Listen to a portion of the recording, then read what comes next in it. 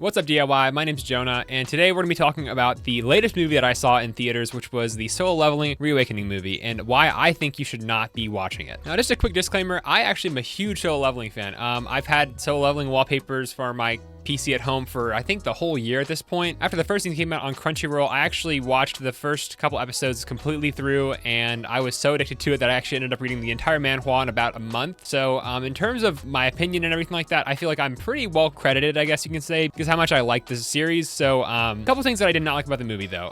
First of all, the movie, if you didn't know, is 2 hours long. And, you know, for an anime movie, you're thinking that's pretty good. If you've seen like Demon Slayer or a couple other anime movies out there, you know that there's always sometimes a bit of recap in them. But I only heard whenever I first went to see this movie that there was going to be some recap involved in the movie, which I obviously expected, and that it was going to be covering the first couple episodes of the next season, which is coming out on Crunchyroll or wherever else here soon. So I'm thinking, you know, maybe like 3 episodes, maybe 4 episodes, kind of like how they did with Demon Slayer, where they released the full movie and then they covered like 6 episodes in the entire movie. So pretty much all of it was new. That was fine, and I was okay with that. But this one was definitely a doozy. So the first hour and 20 minutes or so was just complete filler and recap. And the problem with the movie is the fact that they tried basically compressing an entire season's worth of footage down to an hour and 20 minutes. And this makes it a very weird scenario for people that have watched it before, people that haven't watched the first season before, because if you're a new viewer, you've never seen the first season, the problem with watching an hour, 20 minutes of it is that it leaves out a lot of crucial information that kind of builds up the story. If you haven't watched it before, you'd probably be okay, but you lose out on a lot of very important roles in the entire show.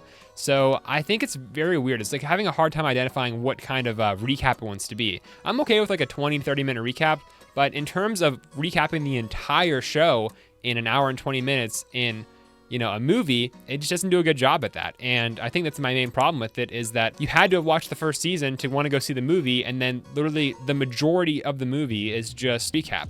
So I don't know. I think I would have been more okay with it if it was like less than an hour. And don't get me wrong, the 40 minutes of new content was great. I think it was really good, but I think it was just very, very odd and strange to watch what I've already seen over again, like literally a month ago, because I've rewatched it again, compressed down into an hour and 20 minutes, which left out tons of stuff, and then jumped into the next season. Like I don't think we needed any of that. It could have been like an hour and 20-minute movie, you know, half of it could have been recap, which would be, you know, it would have sucked, but it would have beat, you know, an hour and a half of recap, you know what I mean? So yeah, it's definitely a weird movie. And I know that they're going to be releasing the 2 episodes worth of content we saw on Crunchyroll whenever the new season comes out. So it's not like the only thing you're getting out of this movie if you go and see it is, well, you're wasting an hour and a half of your time, and then you're getting early access and early sneak peek to the first 40 minutes of season 2, which I can imagine once it's not showing in theaters anymore, you can probably find it online,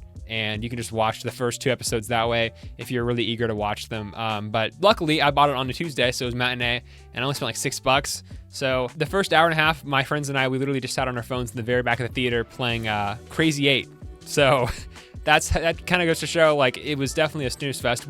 All my friends and I, we watched Solo Leveling, I want to say like a month and a half before. It was definitely fresh in our heads, so it's not like we needed like a refresher or anything, but the only people that I could see this movie working for really is going to be people that watched the first season episode by episode as it came out all the way back then, like last year whenever it came out, and then really needed a refresher to kind of get them up to speed on the current situation in Solo Leveling. But even then, it's just 1 season, 12 episodes of a show, so it's really hard to forget the main things that happened in the first season of the show because of how short of a show it was. And yeah, I just think it was definitely a poorly set up movie. I would definitely, if it were me and if I had to do it over again, I would totally just wait and not go see it, and save the money and just find out when it comes out online, or just wait for the season to come out in like a month and just watch the 2 episodes then, because honestly, it's just not worth sitting for an hour and a half waiting for that content when it's just poorly set up and it just doesn't really know what it's doing. So that's kind of my take on the Solo Leveling movie. If you've seen the Solo Leveling movie yourself, let me know what you thought about it down below. It's a bit of a different video for me. I don't normally talk about anime or anything like that. So yeah, let me know if you guys want to see more of this, but thanks for watching, guys. We'll see you in the next one. Peace.